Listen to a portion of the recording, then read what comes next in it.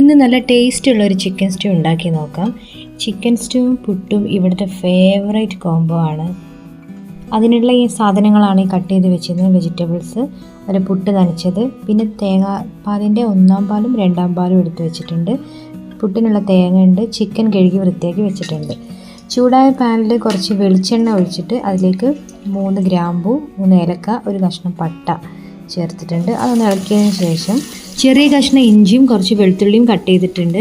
അതൊന്ന് ഇളക്കിയതിന് ശേഷം അതിലേക്ക് 2 പച്ചമുളക് നീളത്തിൽ അരിഞ്ഞതും, പിന്നെ അതേപോലെ 2 മീഡിയം സൈസുള്ള സവാള കട്ട് ചെയ്തത്, കുറച്ച് ഉപ്പ് ചേർത്താണ് വഴറ്റുന്നത്. നന്നായിട്ട് വഴന്ന് കഴിഞ്ഞതിന് ശേഷം അതിലേക്ക് ഒരു തക്കാളി കട്ട് ചെയ്തിട്ട് കൊടുക്കുന്നുണ്ട്. ഇതും നന്നായിട്ട് വഴന്ന് നല്ല പോലെ വഴന്ന് വരണം. കുറച്ച് നേരം അടച്ച് വെച്ചിട്ട് നമുക്ക് വേവിക്കാം. തക്കാളി നന്നായിട്ട് വെന്ത് കഴിഞ്ഞാൽ അതിലേക്ക് ചിക്കൻ ആഡ് ചെയ്ത് കൊടുക്കാം. 1/2 കിലോ ചിക്കനാണ് ഇതുള്ളത് കേട്ടോ. ചിക്കൻ ഇട്ട് കഴിഞ്ഞാൽ അതൊന്നുകൂടി ഇളക്കിയിട്ട് അടച്ച് വെച്ചിട്ടൊന്ന് വേവിക്കണം. ചിക്കൻ വൈറ്റ് കളറാവുന്നവരെ ഒന്ന് വേവിച്ചെടുക്കാം. ഇനി അതിലേക്ക് 2 ചെറിയ ഉരുളക്കിഴങ്ങ് കട്ട് ചെയ്തതും കൂടി ചേർക്കുന്നുണ്ട്. എന്നിട്ട് ഒന്നും കൂടി ഇളക്കി ഒന്ന് വേവിക്കാൻ വെക്കണം.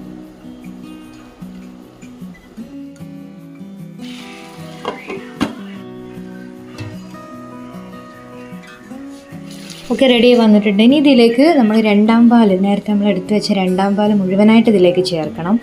എന്നിട്ട് ഇത് തിളച്ച് വരുന്നത് വരെ ഒന്നും കൂടി അടച്ചു വെച്ച് വേവിക്കാം.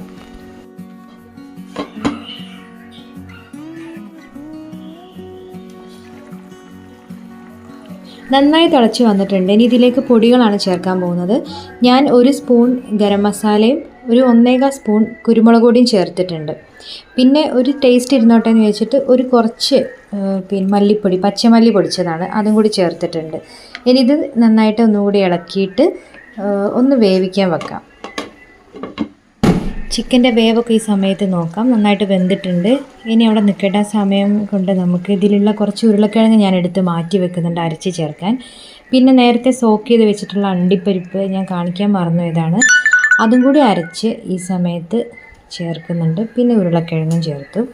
അതിനുശേഷം 1-ാം പാല് ചേർത്തിട്ട് സ്റ്റൗ അപ്പം തന്നെ ഓഫ് ചെയ്ത് ഇതിലേക്ക് ഒന്ന് ജസ്റ്റ് ഒന്ന് ഇളക്കിയതിന് ശേഷം അതിലേക്ക് കുറച്ച് മല്ലിയിലയും അതേപോലെ തക്കാളി, ഒരു തക്കാളിയുടെ പകുതി ചെറുതായിട്ട് അരിഞ്ഞിട്ട് ഇങ്ങനെ ചേർത്താൽ ഒരു ടേസ്റ്റാണ്. എന്നിട്ട് നന്നായിട്ട് അടച്ചു വെക്കുക. ഇനി ഇത് വറവിടാണ് വേണ്ടത്. ഞാൻ നെയ്യിലാണ് വറവിടുന്നത്.